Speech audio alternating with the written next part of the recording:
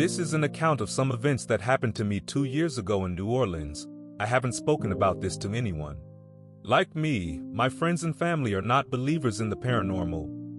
I just don't have any explanation for what happened to me. A few years ago, I took a series of jobs in hospitality as a way to travel to different parts of the USA. In 2022, I took a position at a small hostel in New Orleans. The hostel is a beautiful Victorian house just on the edge of the French Quarter, and I was really excited about using it as my base to explore the city and the state of Louisiana. Like most old houses, the building had some quirks. You know how wood settles in old houses. Sometimes it would sound like there were footsteps upstairs. Guests in room 3 would always come down to reception to check if there was a problem with the air conditioning. That room was always cold. I remember the Yale lock on the front door would start whirring for no reason, despite changing the batteries in the lock itself. It was a few weeks into my stay there that things began to get strange. It started with a candlestick. It was autumn, and since the peak season was now done, we decided to deep clean the house, including the top floor, which is not open to guests. I remember reaching up to dust the top of a bookshelf when my hand hit something. There was a sudden crash that made me freak out that I'd broken something. I'd knocked something heavy sounding off the top of the bookshelf, and it had fallen, luckily, into an open cardboard box instead of denting the wooden floors. I looked at it, turning it around in my hand. It was covered in cobwebs and what looked like rust, but I could see that underneath all that was a beautiful, ornate candlestick. I put my hand up on top of the bookshelf again, feeling around for its pair, but I couldn't find it there or anywhere else around the room. I'm pretty sure I went to look for the other staff right then, wanting to show them this beautiful candlestick and to ask if they'd seen the other one. I thought it would be good to put them out on display. The first person I came across was a girl I'll call Megan. I showed it to her excitedly, asking if she'd seen the other one, but she just raised her eyebrows and said it was creepy and to chuck it out. I argued that it just needed cleaning up, and I ended up taking it to the bathroom, washing off all the cobwebs and the rusty stuff, which Lucky washed off without any difficulty. I never did find the other one, but I found a candle for it and put it on display on the dining room table. Around this time, I started sleeping badly. It wasn't nightmares exactly, I just never woke up feeling rested. It was like the feeling you get right when you wake up, just after your dog dies or you got your heart broken. It's a feeling of dread sinking in your stomach, just for a second, knowing something is wrong, waiting the memory to hit again. But it never did, and I never knew why I felt that way. It was just something I went through it every morning. I don't remember now if it was the next morning or a few days later, but I went to put out the breakfast, and the candlestick wasn't on the table anymore. I didn't think anything of it. People get drunk on Bourbon Street, come back late and do weird things. I found it under the table and put it back where it was. The next day though, it had moved again, and this time I found it on the other side of the room. And strangely, the rusty substance was there again, creeping slowly back up the base of the candlestick. A few days later it had moved again, and I had to spend a good amount of time searching for it.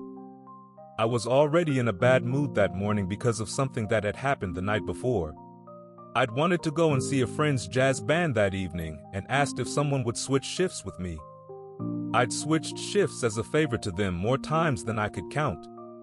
Most people like to go out in the evening in New Orleans to enjoy the nightlife, but I was studying on the side, enjoyed the quieter nighttime shifts where I could sometimes read a little, and would often stay at the desk after the end of the shift to study in the peace and quiet.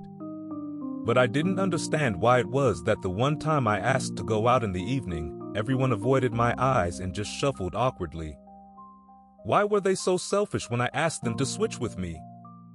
After what happened to me later, I have an idea why they didn't want to be alone there after dark. Anyway, on this morning, I was looking for the candlestick. I didn't blame partygoers anymore and had a good idea who kept moving it. A few nights ago, I'd come up from the evening shift to the kitchen. It was dark, all the lights off, and I'd come into the dining room. I'd glimpsed Megan standing there looking at it. Even though I only saw her from behind, I knew it was her. She was the only girl here with long dark hair. And she'd said the candlestick was creepy the very first time she'd seen it. I found it again, this time shoved in the bottom of the storage closet, and when I saw Megan, I confronted her, telling her to stop moving the candlestick. She said she didn't. I was holding it in my hand, and felt this consuming rage flow through me. Honestly, a kind of anger way out of proportion to what was happening.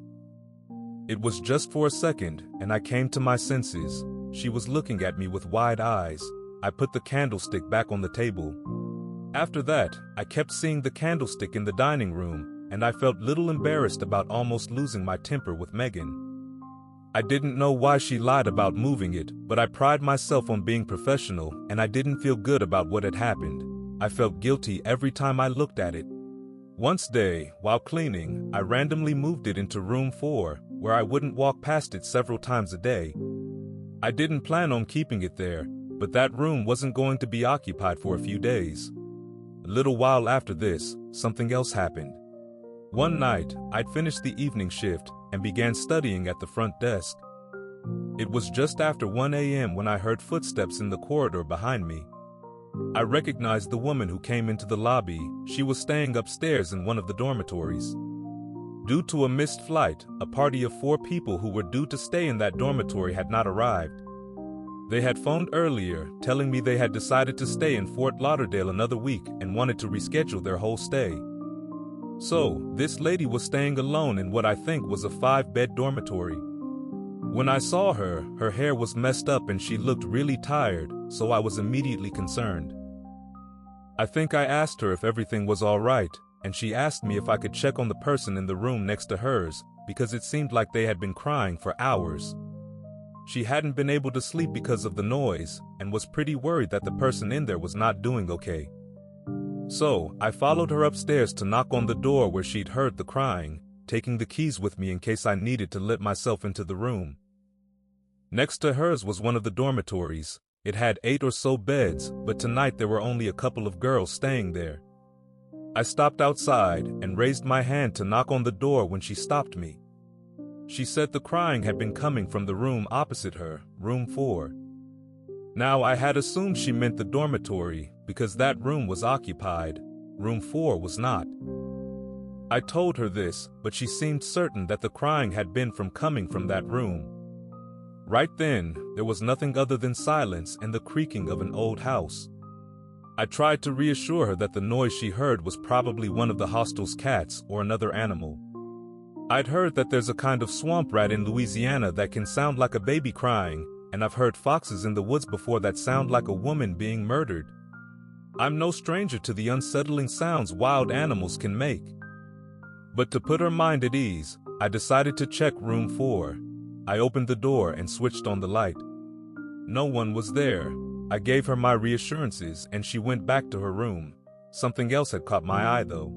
The lampshade on the far side of the bed was torn, and something was on the pillow. I walked around the bed and saw what had happened. On the pillow were some small shards of broken glass, and on the floor was the candlestick. It was as if it had been thrown across the room at the lamp, torn through the fabric of the lampshade, and smashed the light bulb. Something I probably should have mentioned, Megan had returned to her home county before I took the candlestick in this room. I had a bad feeling right then that it had never been her moving it. I didn't see much of that woman over the next couple of days, up until one morning I was working reception. I heard the sound of suitcase wheels and quick footsteps coming down the tile corridor. It was her, the woman who had heard the crying, saying she wanted to check out. She still had 3 nights left on the reservation, so I asked lightly if there had been a change of plan.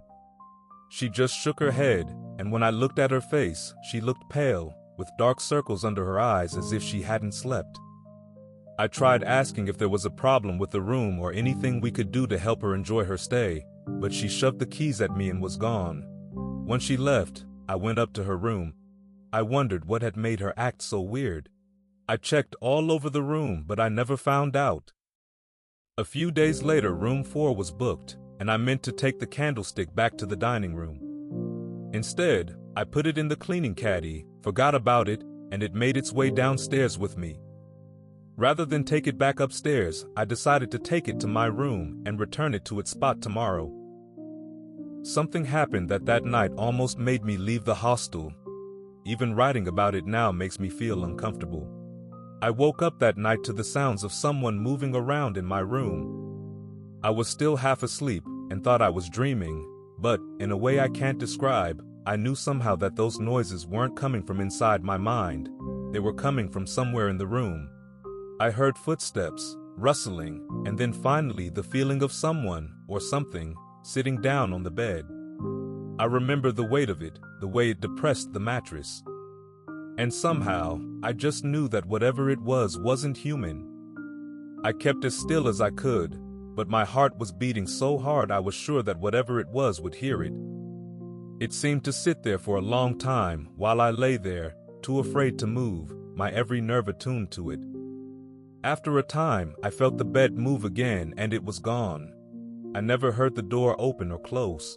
I remember lying there for a long time, the covers pulled over my head, hearing my heart beating against the mattress, sounding like footsteps. Too terrified to move. It was after this I started looking into leaving New Orleans. I slept with the lights on, and only a kind of twitching, nervous half-sleep at that.